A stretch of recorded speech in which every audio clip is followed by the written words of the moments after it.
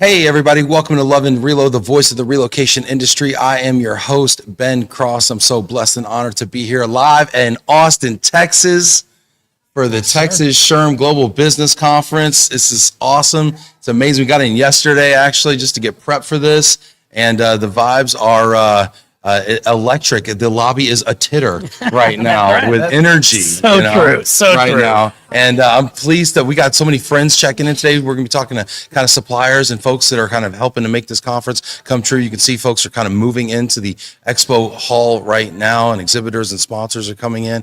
And we're going to give you a little bit of a sneak peek behind the scenes. So get in the comments, hit that like button.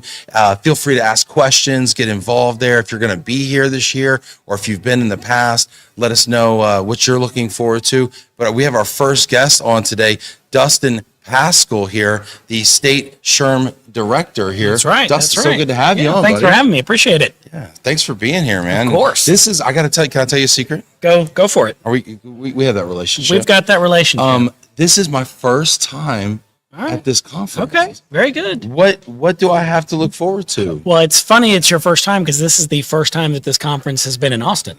It's normally in Houston, and for the first time, we've moved it to Austin. You know, and just bringing it that hour closer to me really made a difference, and I appreciate that so much. We can do that for you anytime. Yeah. No, it's this conference. I think what you expect and what you see is a unique conference that doesn't really exist anywhere else. So there is not a global focused conference anywhere around, and so that's what we do is bring that aspect to it.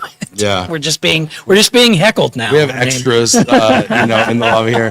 Shout out to Miriam Shanazi over there. She's more than just an extra. There you go. She'll be interviewed tomorrow. Right. So there you go. There you go. What makes this conference special though, and why did Texas SHRM decide to do this global? Yes. So it's what's interesting is it speaks to a group of people that don't come to a lot of HR conferences, don't come to a lot of Texas SHRM stuff because they, for whatever reason, they may be in the global world, they may not be in the global world, but for some reason this conference has just spoken to a group of people that we don't normally engage all that much.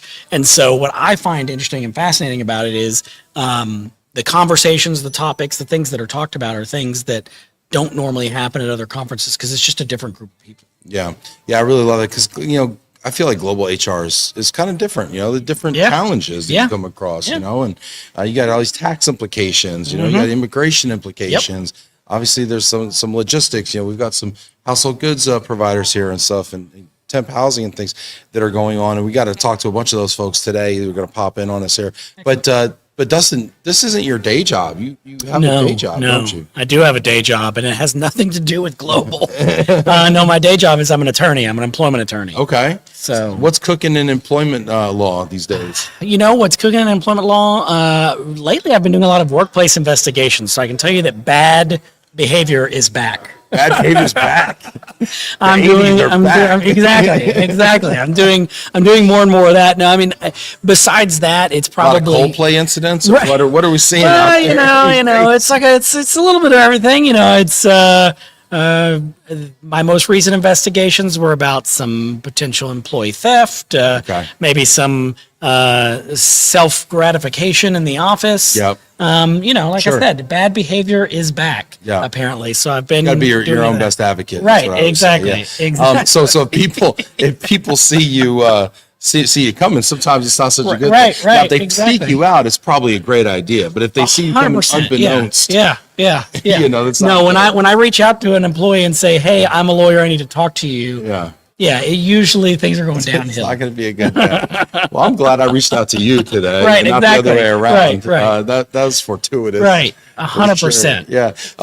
Any tips out there for employers or HR folks who are looking to maybe make smart decisions? Yeah. I mean, at the end of the day, I always say the laws are constantly evolving, even just slightly.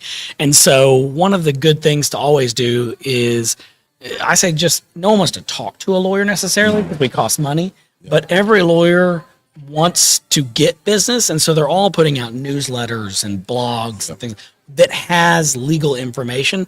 I always tell people just get on as many legal newsletter lists as you can it's annoying to get them in your email inbox, but then you've got them and you've got information, because that's going to keep you on the cusp. Free of info, everything. yeah. Right? Exactly. Yeah, Why not? Yeah, if you don't like paying for lawyers, sign up for newsletters. Exactly. Get some free advice and stuff. Get in the comments there, hit that like button, let us know you're out there. If you got any questions for Dustin about the conference or about, why he sent you that email to meet at 4:00 on Friday, Right.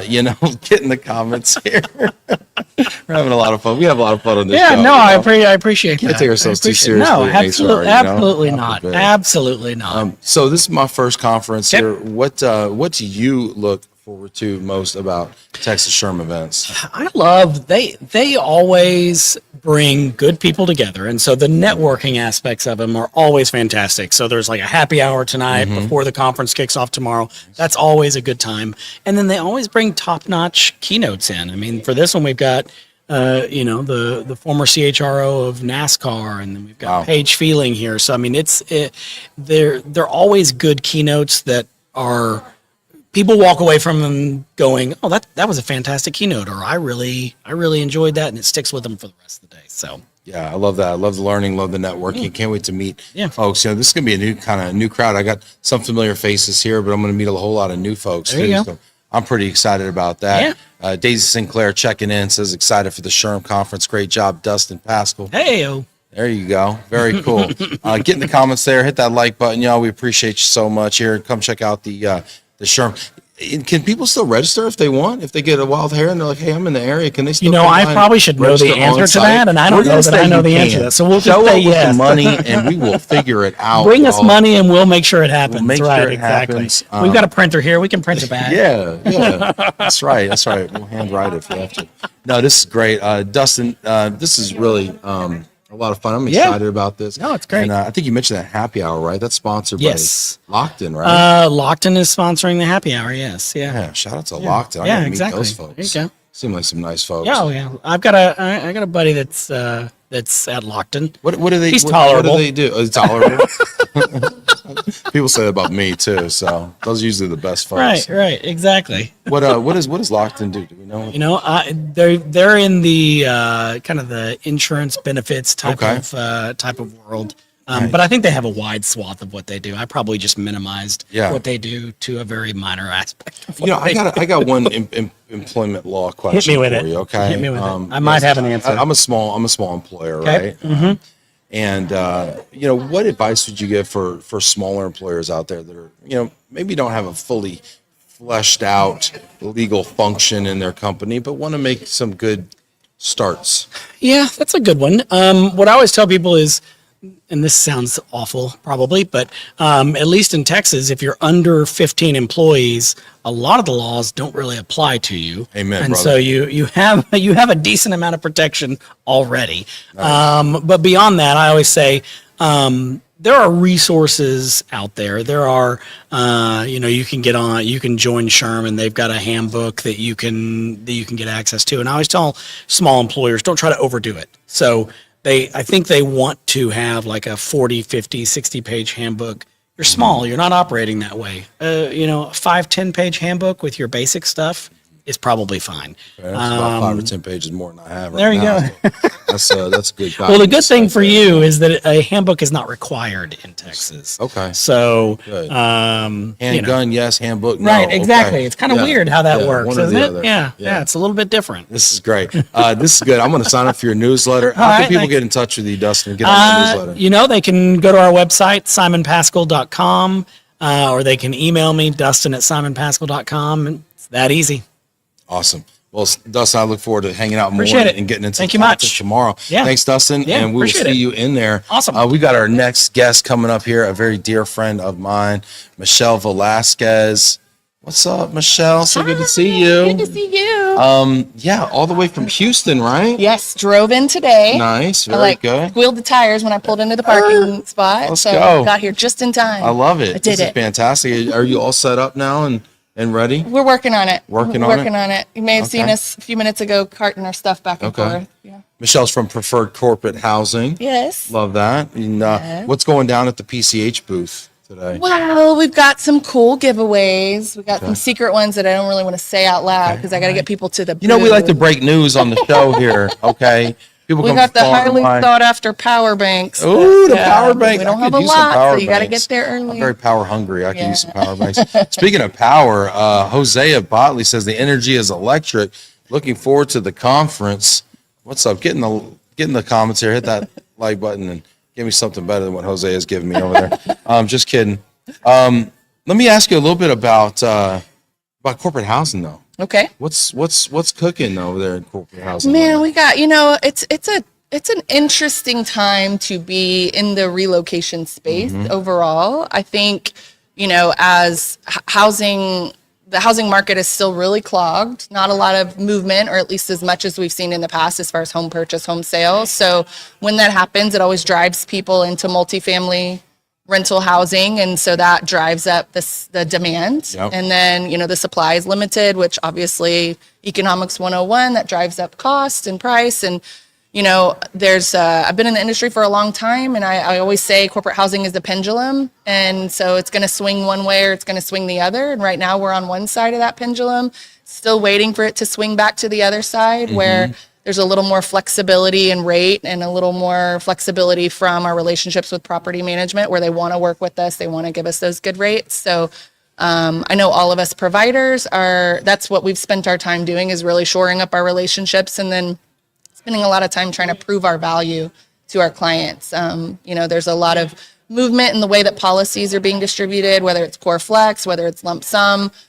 So we're really trying to re-emphasize the value that we provide as a provider, even for those that may be doing it themselves, and really just trying to show, cost savings, risk mitigation, all kinds of things that may not necessarily show up on the balance sheet, but are still really important. So, Wow, well said. yeah. Well said.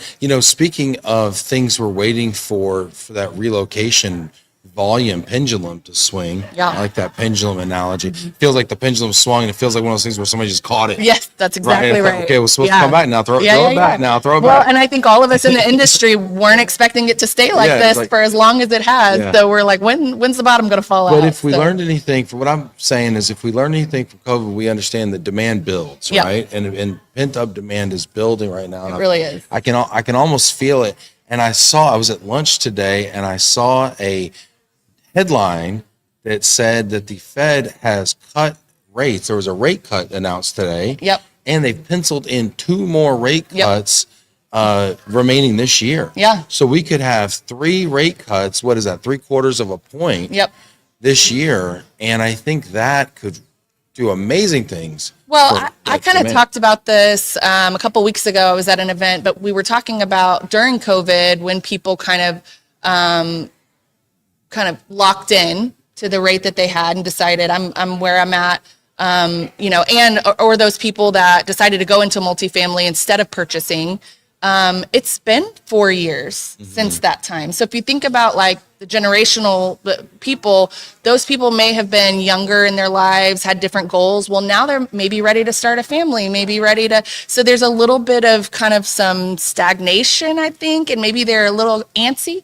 So even if the rate doesn't drop to what it was, which we all know it's not going to, they still may be ready to start moving again, and so that's kind of what I'm looking forward to. Is I really think that we're going to see, especially going into the next year, we're going to see a lot more movement than what we see now. That's my prediction. Yeah, I would love that. I think everybody's, on board with that right now. Yeah. This is interesting, by the way. We are sharing a space with the American Legion Conference. I've seen a lot of like biker vests. It's super interesting. Like Lots of patches on them. juxtaposition of the Biker Legion, American Legion folks with the global HR folks. Yeah. It's gonna be a fun bar. I really hope I get to share some bar space with these people. gonna be Yeah. a fun Yeah. bar I want to hear later. some stories. I some feel like war they have a lot. stories. Yeah. I feel like they have a lot. Literal war Yeah, stories. yeah. It's gonna be good times there. Yeah. So let me ask you, what brings you to this conference? Why do you think it's important to attend the SHRM Global Business Conference? Yeah, so I've been attending this event. I don't know, this is probably my 4th or 5th year to come. One of my favorite things about it is I feel like there are different faces at this event than the ones that I typically see on the other relo circuit. Yeah. So You're right, because when we're in relo world, like, you tend to see a lot of the same people, which is great. We love them, right? Yep. But I think taps into some different folks. yeah, I think the conversation is at a different level here. I see a lot more C-suite level HR folks here, and although Relo may not, or mobility may not be their day to day, they oversee it, and so this is a good glimpse into what they're looking at. I feel like the conversation is just a little bit of a higher level. And sometimes that's what we need, right? We're trying to go in and we're trying to influence, policy and make a case for, hey, increase that corporate housing stay from 60 to 90 days because of XYZ reason, or increase your, moving cap from $10,000 to 20,000 or 15,000 pounds to 20,000 pounds, whatever that is. And we want to make the business case for it. Well, you have to go to the strategic level, the C-suite or the CHRO or whatever in order to really, I feel like for that justification to be heard. Otherwise, if you're at maybe more of an administrative level, the policy's already been made. Now it's just how do we administer the policy that's in place? Yeah, that's exactly right. And not even me trying to, tell my message to that level, but also I, like you said, at the strategy level, I want to hear what's influencing those decisions so that I can then take that and build my program around that or build my solutions around that. So, I've been to a previous one of these events and we had this company kind of pegged as this certain type of culture and this is what was important to them. And then their CHRO got up there and was talking and he was like, in the past, we've been very people first and, our policy and robust, blah, blah, blah, blah, blah. But unfortunately, right now we're in the middle of a merger and we just don't have the funds for that. So right now we're just trying to get people from point A to point B. Yeah. And so it was super impactful for us to hear that because we're like, okay, they're more cost conscious now than they were 6 months ago. Well, and they're looking down the pike too, right? Yeah. So while it might be a very people driven organization, in the here and now, they're looking a couple quarters ahead to say, we've got a merger coming, or we're trying to go public, or we're doing these other things and we've got to tighten the belt. Yeah. It is funny sometimes. Every company says they care about their people first, right? But then they're also at the same time asking you, how cheap can you get that? Exactly. I mean, but I appreciate when they say, look, we'd love to give them this and this and this and this, but if we can't do it at this dollar amount, then, we still got to move them from point A to point B. So how can we do that? So, by the way, I think the Black Eyed Peas were going live in there. They were. Yeah. Is that Fergie? That was my jam, I think. Yeah, that was. I didn't see a dance floor, but we might create one over by the PCH When booth. do we need a dance floor? So you guys come over. There's tables, aren't there? I mean, we don't need a dance floor. Gosh. After the happy hour, we might wind up dancing on some of the exhibit tables. I don't know. Oh my gosh. Making predictions. So when you talk to HR leaders at conferences like this, and you're talking about corporate housing, what is that value proposition that you're really hammering? I mean, I think it's kind of the things that I mentioned a little earlier that I think everybody in our industry is really trying to push forward. It's not just about the cost of the apartment. And we can focus on that. And, I always say, if you want to find the cheapest apartment for your relocation, it's out there. Go find it. You don't need me to find the cheapest apartment. But it's not always about the lowest cost. It's all of those risk mitigating factors that you may not be considering, like negotiating a lease. What's the out clause if for some reason this relocation fails? Although we don't want it to, but it happens. Yeah. What other risk mitigation are you doing throughout the stay to ensure that your transferee, when they get there, they're not focused on, maintenance concerns or submitting a notice to vacate. They're focused on the job that you hired them to do in the new market that you moved them to. And so on the makes sense. Call we were on earlier, I was talking about the value creation committee call. But, that's one of the things we've broken it down to, like, there's 77 steps needed to set up one corporate apartment. And that's from reviewing the lease, executing the lease. 77 steps. 77. I could go through each one if you wanted me to, but I don't think I have that much time. No. But, and we've quantified it into how much time does it take to be on the phone on average with a utility service provider when you set up your electricity service at your apartment or your internet service. And if it's, 33 minutes per service provider and there's 9 services included with the corporate apartment, you start putting dollars behind that, like that's a lot of money that your transferee or your team member, if they're handling it in-house, or that's a lot of money they're spending, for things that's where our value comes in there. 100%. And those making the right decisions is very important. We work with a company called Move Concierge that helps people connect their utilities, internet, etc.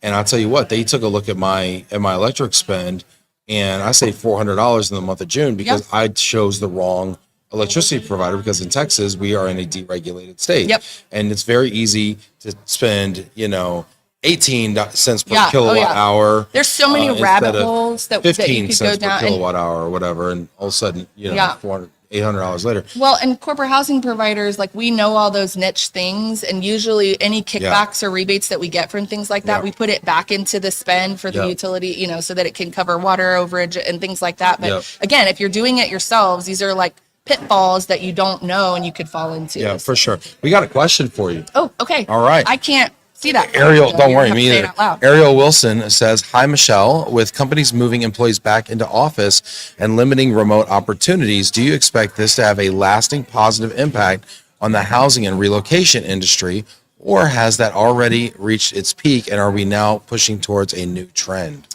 Okay, so I mean, from where I sit, I do think that peak has come and gone. I don't think return to work is really creating a whole lot more movement in the housing industry, because I think there was already hybrid things in place that required people to be within a certain distance to where their office was. I just think we're going further on that extreme. So I don't think people are as mobile as they were regarding remote work. I do think people had already kind of picked a location and they've planted some roots there.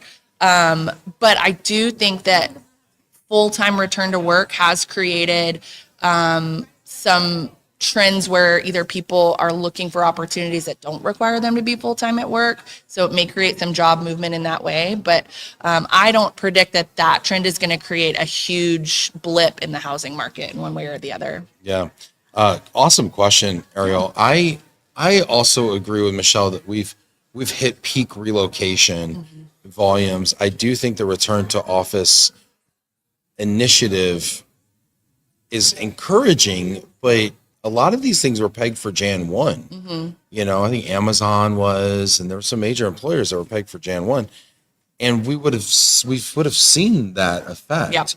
Now, you could argue that maybe those orders and assignments and things like that were initiated, but because of the housing market and people being upside down in their house, or locked into a raid or something like that, there was like a resistance from employees.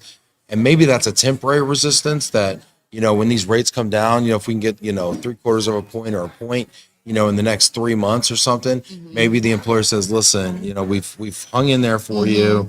We wanted to do this last year. We're going to need you to do it this year. Maybe that loosens some things up. But I still think that those people were kind of in the volunteer relo category. Those were the people that were raising their hands and saying, hey, if there's an opportunity, or, asking, hey, can I move here, whether the business unit needed them to or not. Yeah. And so I'm not sure companies are really providing a lot of benefits to get them back. You know what I mean? Because it was kind of a self-funded move in the first place. Yeah. If they decided to go far, but. Really interesting dynamics and stuff, and this is the kind of stuff we like to talk about when we come to these conferences. So we love to pontificate about these things and see what's in the tea leaves.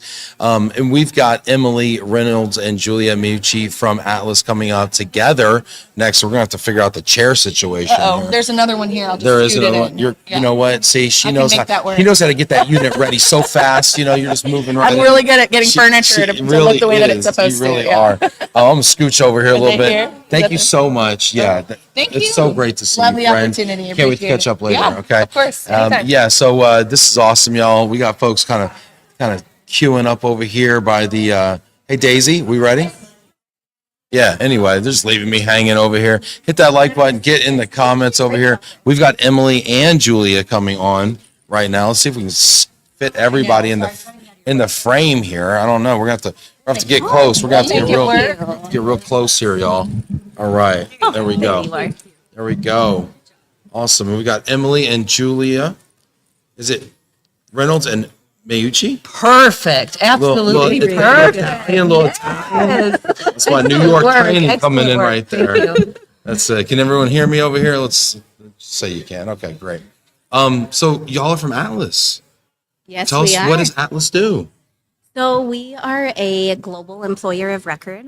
We support companies that want to hire anyone, anywhere around the world.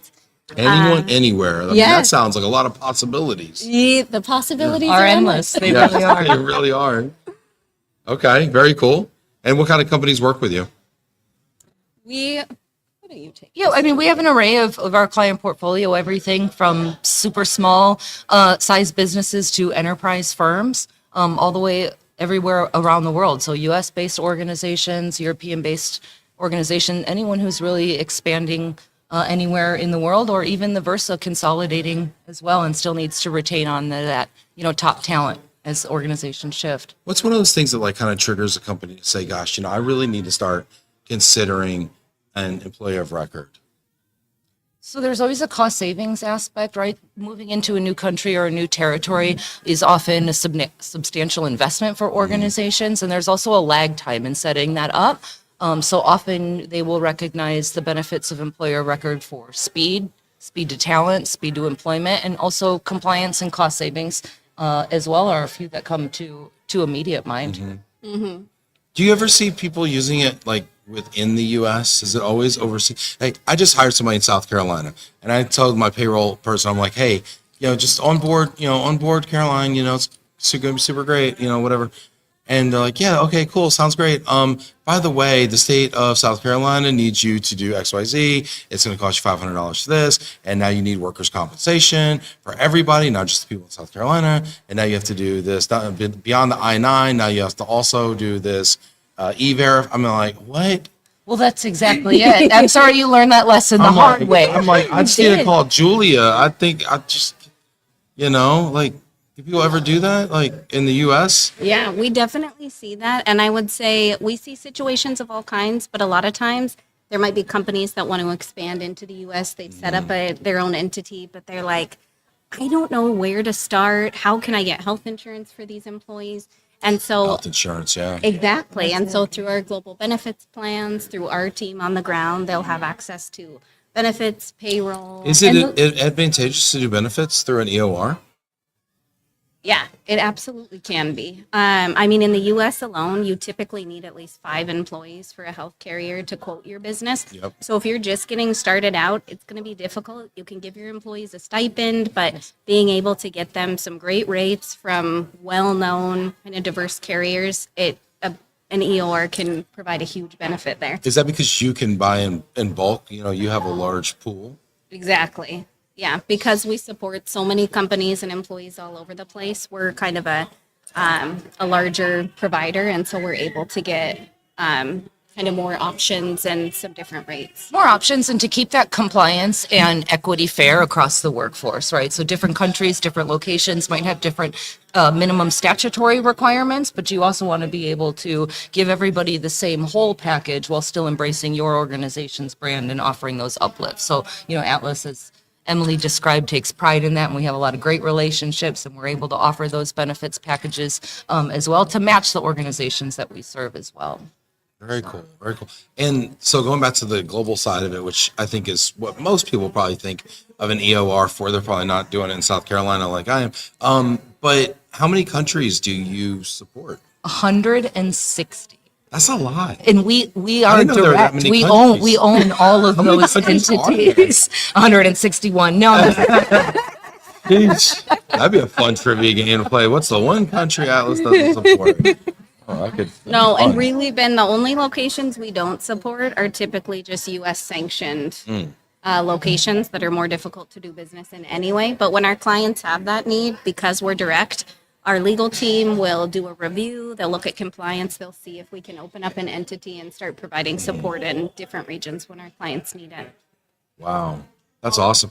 How many employees do you support now?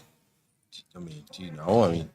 Total, because it's shifting constantly. We have a lot of Yes, next question. Yeah, no, and nobody's gonna fact check you. I want to let you know this is not a serious podcast. Okay, I'm sorry. I don't mean to ask you Jeopardy questions Yeah, here. seriously, What is legit. 1,200,000? No, I'm curious. Well, let me ask you this: how long has Atlas been around? We're 'Cause I know gonna this EOR thing and PEO thing is it seems like kind of a newer trend. We've been a pioneer in the industry, so I'm a bit new to the organization, about 5 months in, and I'm learning that we were one of the originals in delivering EOR outside of the U.S. So we'll be celebrating, I believe, our 10th birthday Wow. this November. So happy birthday to us. Yeah. Wow, you get a cake and everything. I hope so. That'd be nice. We Yeah. will. Maybe at least some presents or something. What is driving this whole trend towards EOR adoption? I mean, you see, it seems like one of the biggest growth areas in HR right now. For sure. I think it's the future of work. It's wanting to be able to have a remote workforce, being able to bring on qualified talent in different areas. And I feel like as time goes on, employees want that type of flexibility, and employers want to be able to grab on to some of these skilled workers in different regions. So I think that's a huge driver that a lot of our clients tell us. What do you think? Absolutely, and the compliance as well, right? So it's one of those things, I don't want to say it's the elephant in the room, but it's something that we often say, yeah, it needs to be paid attention to, but a lot of clients and organizations and even service providers sort of get, a bit from behind later down the line because they maybe didn't necessarily know the rules and regulations or didn't engage with the proper subject matter expertise along the way. So it's from expansion, it's compliance, and it's also just the passion within the world to grow and narrow borders, right? Atlas is for people, by people, and what we really believe is that talent and organization should be borderless and culture should be integrated, and you should have access to talent anywhere in the world without any hiccups. And in today's an environment that's getting more and more complex, so the more organizations can sort of push some of that off on a trusted service provider. Yeah, it seems like as work is more knowledge work now and like less, manufacturing, right? Yes. It used to be, heard, I was born in the 80s, but back in the 80s, right, offshoring manufacturing and things like that, right? Well, now most of the work is, we're emailing stuff and we're designing things that are in bits and bytes and things like that. And so now, offshoring or nearshoring or whatever you want to call it, work is it's a lot more feasible to do to lower cost areas, and there's some really nice talent out there, and there's some really good pockets of talent around the world that companies can access. I know, we're a small company, but our firm, we've had folks on our firm from Brazil, India, Philippines, and it's really brought a new aspect and a different element to what we're able to do. So I totally get it. Well, it's fun. It brings in different cultures, different kinds of people. You learn to work with a lot of different kind of people and work through time zones and things like that. And when it comes to kind of finding where is this talent or where does it make sense, the nice thing with Atlas is we do have a lot of market intelligence, a lot of really neat programs that we help our clients with if they're trying to figure out, hey, this is the kind of person I'm looking for. What locations, like where can I find this type of worker? What kind of salary expectation do they have? What benefit expectation? So we try to help and peel back the layer and make it a little easier for companies to figure out where that person might be. Yeah, hit that like button, get in the comments here if you got any questions about employer of record. There you go. I like that. Right on the right spot too.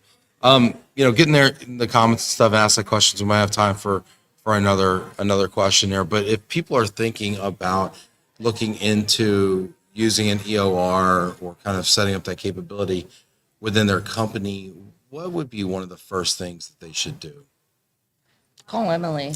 Ah, Emily, can we broadcast our phone number right here on the podcast? yeah. Well, you can tell people how they get a hold of you. You sure can if you want to. I know. Well, give us a call. We're at atlashxm.com. Get in touch with Julie and I. We'll throw our contact information here somewhere. And you can throw it in the chat as well if you want to. Yeah, we have companies reach out all the time just to say, hey, we're thinking of hiring 2 people in the Philippines. What would that look like if we wanted to do that? So yeah, we can absolutely go through scenarios and see if it makes sense, see if it'd be a good option. How does the cost compare using an EOR for 2 people in the Philippines compared to like say some of these like staffing companies that we see? Because that's how I did it. I used the staffing company. Well, that's a perfect question for Julia. She comes from quite some extensive Just staffing. a scooch there, Julie. I think from my experience in the staffing world, I think what I notice immediately is that there's less layers, and especially with Atlas, as we own our entities direct, there's less overhead to operate, there's less changing of hands. So I think we're really cost competitive in that space. Yeah. Yeah, so there you go. So if you're thinking about using a staffing firm like I did, because I didn't know about Atlas. It's okay. you We know? can still help. You still talk to me. even though Everybody, we wasn't- partner very well with many and staffing You'll organizations. forgive me that because I didn't know. Yeah, no, that's awesome. And get in the chat there and throw your contact information down there if people want to get in touch with you. And can they connect with you on LinkedIn? Is that a place to find you? Absolutely. We are always available, and we look forward to speaking with you. And thanks, especially for having us on the show Yeah. today. We really 100%. appreciate it. It's Well, going to be a pleasure great to meet event. you, Julia, Yeah, and you as well. Emily as well. You too. Have fun, y'all, and I'll catch you at the happy hour. Hopefully, we get to Excellent. know each other. Good. Awesome, sounds good, y'all. Well, take care, and I'm actually going to welcome Amy on here next. Awesome. Yeah, Amy's up next here. All right, y'all. There you go. We got EORs going on, and now we got visa and immigration going on now. Let's see here. Come on. Yeah, bring it in. Yeah, that's good. There you are. Hello. Hey. Hello. It's good to see you, friend. Good to see you. Thanks for There you having go. me. Yeah. Very good. We got Amy Cowley here from BAL. Hello, hello. And Amy, you just did your own little relocation recently, didn't you? I did. I moved from Houston to Dallas. Now big this move. This is a hot topic on this show. Yes. You know, because we're in Dallas and we love our Houston friends, Yes. but we always have a very polite and civil, little competitive, Yes. conversation all Yes. the time about Yes. which is better, Dallas or Houston. And maybe you haven't been in the DFW area long enough, but any first impressions? Yes. Well, backstory. I grew up in the Dallas-Fort Worth area. All right, so you're on the right So, team, but, all right? but growing up, I never knew there was this rivalry between Dallas and I know, Houston until really I moved to Houston. But they're both great cities, and Yeah. we have offices in both, so I love them both, and in Austin. So That's a very diplomatic answer. Thank you. yes. Very cool. Yes. And this is my first time here at this conference. I'm really excited Oh, were you not to be. last I year? wasn't here last year, no. okay, So I got the opportunity to be here, and I'm pretty excited about it.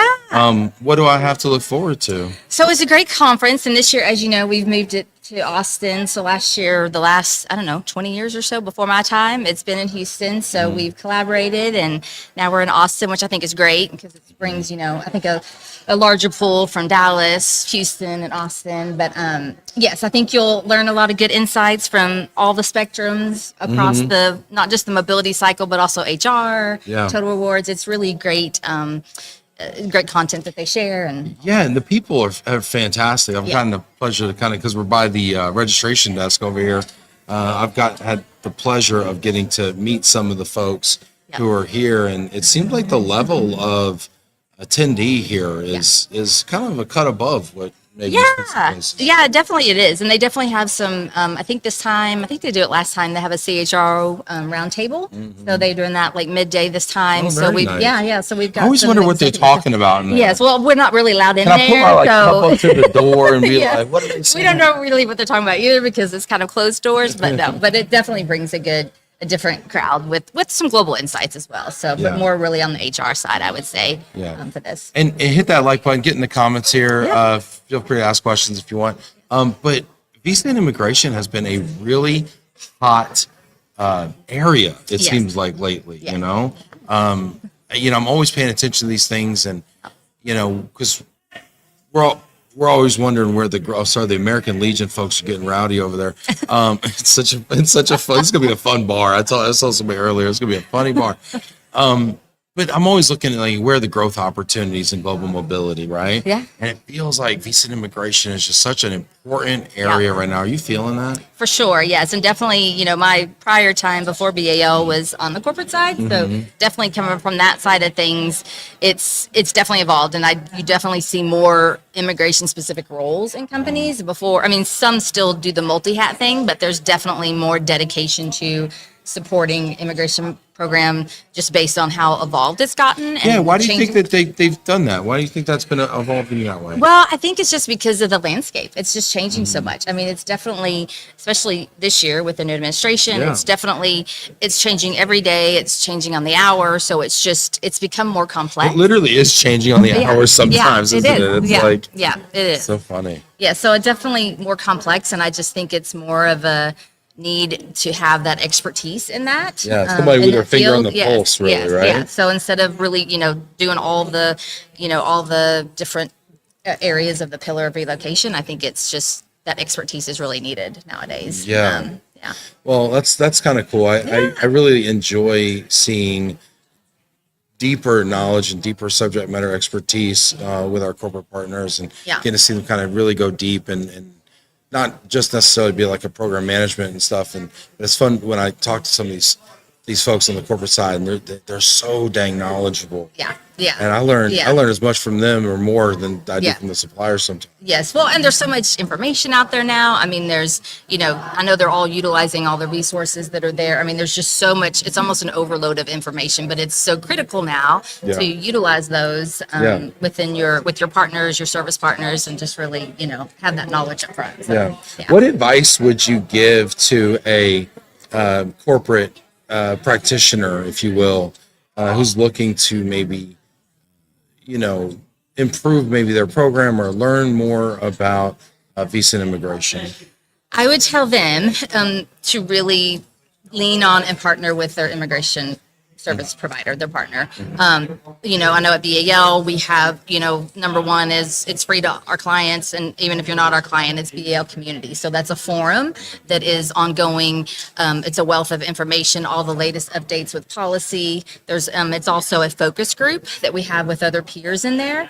And so they're benchmarking information. So you have access to all that program information, like policy, how to build your policy, benchmarking information to leverage all of that. So I would say utilize all the information you have, utilize your network, and really lean on your immigration partner. Yeah, I think partners have so much to offer, and Yeah. and sometimes we have a seat at the table, and sometimes we're outside the door with the glass listening in, trying to figure out what they're thinking about in there. But that's okay. You We can arm our clients with that information so that they're the ones managing their stakeholders internally. Yeah. So we don't we want to make them look good, and we want to support them in the best way that we can. So, Yep. Yeah. What are you?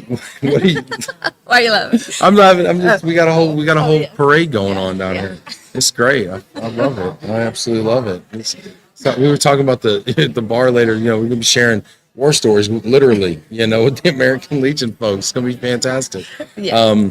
But what are you looking forward to besides the war stories at the bar? What are you looking forward to most about the conference? I'm really excited to see what new clients and corporates we have from Austin. Since it's how it's changed up this year. I think I know we have clients here with our Austin here, but I mean we're all over Texas. But it's it'd be interesting to see who's new this year. Exciting, and our old. It's always fun to see our friends and family, as always. Yeah. So, Yeah. yeah. Well, Amy, it is so wonderful to see Thanks for you, having and me. thank you so Yeah, much for stopping thank by. you. And I will catch you at the Okay. happy hour in a Okay. bit. We'll catch up later. Okay. Yes. Okay, sounds good. Awesome. Thank Sounds you. good. Thank you. Thanks, everybody. Get into the comments there. We got Holly Holmes coming on here. Holly from CRI. What's going on? Hello. How you doing, Doing? friend? It's so good to see you. Hi, Yeah, everybody. I'm gonna scooch this way a little bit. Yeah. No, I got that. Good to see We're everybody. gonna scooch this way here. Hey, how you doing? I'm good. Yeah, good. I'm really good. Yeah. I'm happy to be here. We're Same. chilling in Austin. Austin's always chill. We got the American Legion conference going on. Are they next week. Legionnaires? They're What- Legionnaires. are they? Yeah, I'm a vet, so bless. I'm Amen. particularly. What thrilled. branch of service? Navy. Well, thank you for your service. you bet. Appreciate it. Our friend Jose is Navy as well. Oh, that's right. Yeah, very cool. Cool. Yeah, this is gonna be a fun conference, a fun situation. What are you looking forward to most, Holly? Well, I mean, I've been on the board, I guess, for 3 or 4 years now since Meredith Morris took over, and it was in Houston for 23 years, Yeah. I believe. So this Yeah. is the first year Texas SHRM. It is the only global conference that SHRM has, Mm-hmm. and being a Texas SHRM chapter meeting, Yep. it doesn't make sense to keep it in Houston the whole time. The whole So time. we're really excited to see what kind of representation Yeah. we're getting from Austin Relocation Council, from Texas SHRM Austin, Yep. and not only that, but the corporate clients. I'm sure there's a lot of tech and a lot of Oh. interesting I've already seen, clients yeah. coming. Yeah. I've seen our friends from Indeed are going to be here. Oh, yeah. And, Tokyo. Electron. Electron. Yeah, thank you. And Yep. what electric something? Electric slide. I don't know. Yeah. Something. As a Hey, matter of fact. scooch up. Oh, I'm sorry. Am I too No, far? you're good. Just want to get more of you, huh? Yeah. There you go. So tell me a little bit from an RMC perspective. Well, first talk about CRI real quick. Yeah, That's CRI, something. the full service global relocation management company. We've been around almost 39 years. Wow. Yeah, we have completely reinvented ourselves with the new leadership with Anthony Horton and the whole team within the last 5 years, and reinvested in tremendous tech solutions. Our people, You got great people, great people. including yourself. Culturally, it's unmatched, and I've been doing this for almost 2 decades, so I've been around a couple of blocks, so I can personally say that we have a lot of offerings and we're solutioning like nobody's business. Where do you think the opportunities are for relocation management companies to kind of maybe add value or do things differently? Well, really, it starts with the consultative value. I mean, you have to have the right framework to meet the business objectives out of the gate. It's not a cookie cutter approach. You can't just go in with, this is how it's always been done or this is how we do it. You really have to have meaningful, valuable conversations with people to find out what is your culture, what are your business objectives, who are you moving and why, what's your future state of the union with regard to projects, startups, or different facilities, et cetera. But really, that's the first point that needs to be identified. Yeah. What are your thoughts on like the place of technology in the relocation management space? I mean, we hear about it a lot, and kind of the way people have talked about it's evolved. I mean, from portals to now, AI driven solutions and things. And we've frankly talked to had Anthony on, not too long ago, Right. with Lynn Greenberg, talking about some of the AI and data, big data stuff that you guys are doing. Absolutely. Where is it right now? I know, and I appreciate you asking that. Anthony and our leadership made big decisions to not particularly invest so much in solutions or efficiencies that would help the internal team members, but really wanted to push it out to our clients. Yeah. I think that's where Retain IQ started, and that's that. Retain IQ. Retain IQ, it's our retention ROI tool Oh, wow. that we built. And I like that. Yeah. Because everybody's been looking for ROI calculation on global mobility. And it's been it's like the holy grail, honestly, of our industry. It feels is. like. All these years, every conversation is, do you measure ROI? No. Well, how would you start doing that? So between Pivot, Lynn Greenberg's Yep. group, and Anthony and CRI, You turn the level up. we've identified, real data points to collect through AI and other measures to objectively find the data to measure our clients' ROI throughout the lifespan of their Yep. population. And it's going to be a game changer. Yeah, I love that. I love it. And I got to see some behind the scenes on it a little bit. And I think there's some really cool, Yeah. you guys are thinking about it differently. I've seen some of the math and the algorithm and stuff and some of the data sources. It's pretty exciting what you guys are doing. It is. And in fact, it's a paradigm shift because we're having conversations. We've got a lot of clients that are now using it, and we're collecting some extraordinary data and learning from it. It's just Yep. going to get better and better. How are the clients responding to it? Well, it's such rich data that's coming back. I mean, you can very quickly identify gaps. Yeah. And then as time goes on and the more data and robust data you collect, you can get ahead of that by building policies or pivoting and changing, processes, et cetera. So that way you can get ahead of that, losing those heads because Yeah. we know how long it takes to recruit and, get somebody functional and productive, but then to lose them One of the things I saw, in Extend. the retain IQ, right? That's right. One of the things I saw that I thought was so cool was the tool told you who was stealing your talent. It told you where they were going. And it was such an eye opener because if you are Google, you might think you're losing your talent to Apple, right? From Mountain View to But it's not Cupertino. necessarily. But it's not. It's not. Yeah. It's not. It might be you're losing them to some startup that you've not even heard of yet, or it's not really on the radar. Right. It could Yeah. be. It could. I mean, we're reading. This is front page news that we're reading about right now with OpenAI and the AI, talent race. The 7 and 8 figure deals that they're offering these individuals because the arms race in AI is so crazy right now. Right. So I think this is the future of data and talent right now. Absolutely. And that's where it is. And we can only get better and stronger from there. Because, I mean, we all know that mobility, has its static services that we're always going to have to be able to perform Yeah. and master. Yeah. And those that survive know how to Yeah. do that. But Right. really, it's all about how do we get to the next level to help our clients achieve their initiatives, because everything's getting much more complex, sophisticated, and tight with competition. Yeah. It feels, well, it's nice. It feels like there's a war on talent, or war, not on talent, sorry. For talent. Yeah, for talent. Yeah. A war More for so than talent. ever. Well, yeah, and it's nice to see that kind of brewing it again, because there was a time where there felt like that was a little bit of a lull. And let's be honest, relocation and mobility is a talent tool. But if the demand for talent, isn't outstripping the supply, then they don't need those tools as much. And so now Right. we're seeing the demand is heightened, and there's such a sense of urgency around getting those key people. Hopefully that translates into the different, the demand for relocations. Absolutely. I mean, we're all experiencing a slowdown in the last couple of years, Yeah. particularly on the U.S. domestic front. So if clients are moving someone, that is a critical, asset to the company that Yeah. they're moving, right? So it better go well, and especially if it's a new hire, you better make sure that that relocation is smooth and fantastic, so that way you build brand loyalty, That's right. and you don't lose that person I or agree. that family. Yeah. And I think also, don't just think about this relocation, think about the next one.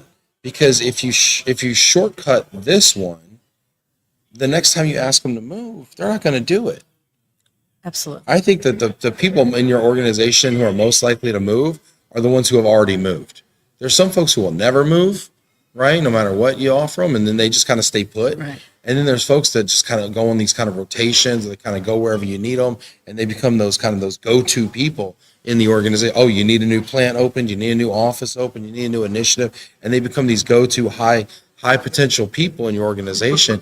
But you got to take care of those people, and you got to treat them right every time they reload, or else they're not gonna accept the assignment But you next time. also need succession plans too. You need to bring in new, young, youthful talent too, Yeah. to replace those that will eventually retire or move on to, Yeah.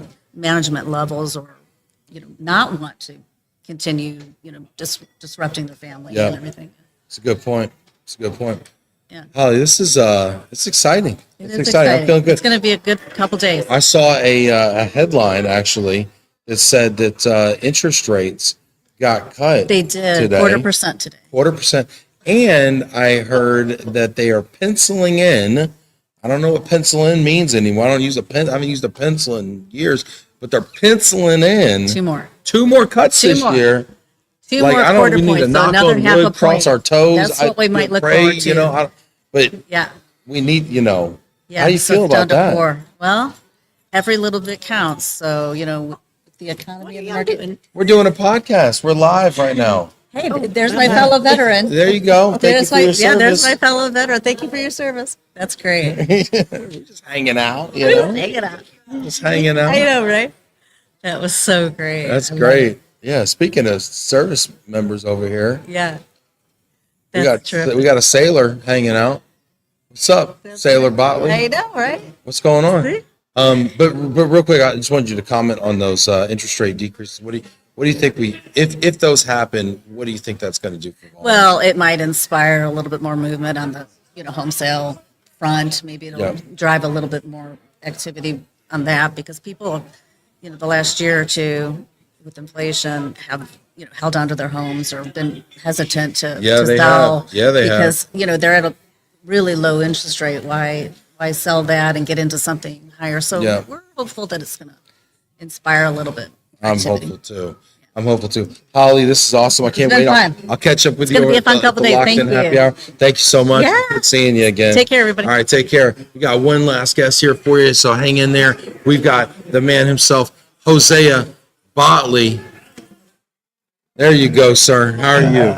It's good to see you, buddy. My man. How you doing, man? Scoot up here, man. Get close. I don't bite. Yeah, Scoot up here, man. I don't know. Don't bite. There you go, man. It's good to see you. Good. Yeah, man. We're here in Austin, dude. I know. How's it feel? It's been good, man. Had too much fun so far. It's been a Too busy much week. fun. Yeah, It's been a busy week. well, a lot of client meetings, right? A lot Right, going on right, here. right. A lot of folks, Yeah, man, it's gonna be Well, good. it's been dude. And I saw Versal Global is actually sponsoring the conference. Yes.